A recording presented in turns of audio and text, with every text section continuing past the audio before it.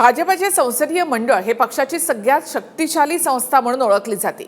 देवेंद्र फडणवीस दिल्लीमध्ये जाणार अशा चर्चा गेल्या कित्येक महिन्यामध्ये होत्या। अर्थात केंद्रामध्ये मंत्रिपदी नाही तर भाजपच्या सगळ्यात स्ट्रॉंग संसदीय समितीमध्ये मात्र फडणवीसांच्या एंट्रीची शक्यता आहे। फडणवीसांना केंद्रीय मंत्रिमंडळामध्ये पाठवण्यासाठी महाराष्ट्रामधले अनेक नेते इच्छुक असले तरी मी महाराष्ट्रामध्येच राहणार असं फडणवीसांनी आधीच स्पष्ट केलंय। केंद्रीय मंत्रिमंडळाचा लवकरच विस्तार होणार आहे आणि त्यामध्ये फडणवीसांचा समावेश न होता त्यांची एंट्री मात्र थेट संसदीय समितीमध्ये झाली तर फडणवीसांची ताकद भाजपमध्ये आणखी वाढणार आहे। फडणवीसांच्या संसदीय समितीच्या एंट्रीला संघाचा पाठिंबा आहे अशीही चर्चा आहे। ही एंट्री होणारच अशी सूत्रांची देखील माहिती आहे। भाजपच्या संसदीय समितीमध्ये सध्या एकही मुख्यमंत्री नाही। याआधी नितीन गडकरी भाजपच्या संसदीय समितीमध्ये होते, मात्र 2022 मध्ये गडकरींना संसदीय समितीमधून बाहेर करण्यात आलं। सध्या फडणवीस भाजपच्या केंद्रीय निवडणूक समितीचे सदस्य आहेत। भाजपच्या संसदीय समितीमध्ये सध्या 12 सदस्य आहेत। या समितीमध्ये मुख्यमंत्र्यांना सामील करायचं की नाही या संदर्भात भाजपमध्ये अंतर्गत चर्चा सुरू असल्याची माहिती आहे।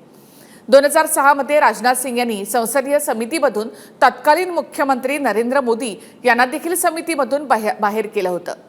या संसदीय समितीमधून भाजपमध्ये मुख्यमंत्र्यांची निवड होती आणि त्यामुळे मुख्यमंत्र्यांचा समावेश या समितीमध्ये असावा की नाही त्याचा नेमका यावर काय परिणाम होईल याच्यावर देखील चर्चा सुरू आहे। फडणवीसांसोबतच योगी आदित्यनाथ, आसामचे मुख्यमंत्री हेमंत बिस्वा शर्मा म्हणजेच त्या राज्यांमध्ये वजन असलेल्या मुख्यमंत्र्यांना समितीमध्ये सामील करून घेण्याच्या चर्चा सुरू आहे।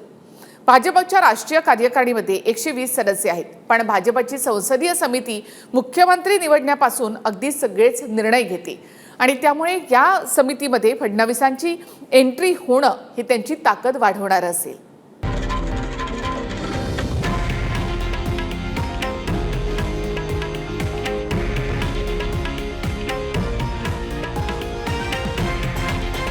हे आहे देशातील नंबर 1 न्यूज नेटवर्क आणि आपण पाहत आहात TV9 मराठी, एकमेव।